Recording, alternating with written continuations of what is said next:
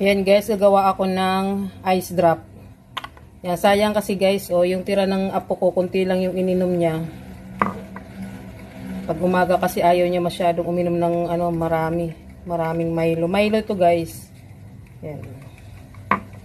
Para hindi masayang gawin nating ice drop.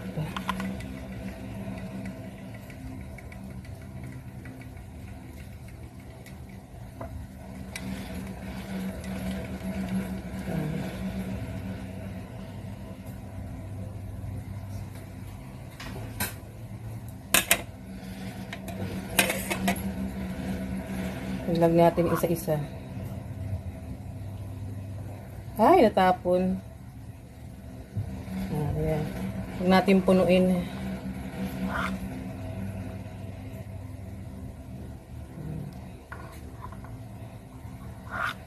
Para pagdating niya mamaya galing sa school, matigas na siya.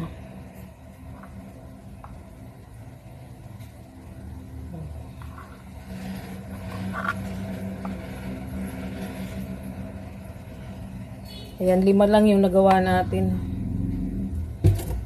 Yung isa hindi na nalagyan. Ayan, lagyan natin ng ano.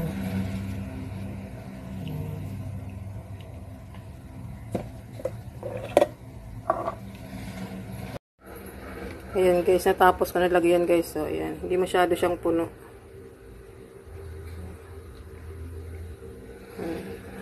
5 lang yung nagawa. Ayan, ilagay na natin guys sa freezer.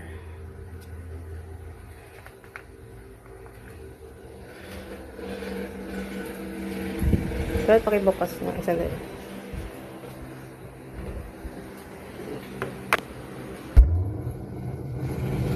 Ayan guys, ilagay na natin.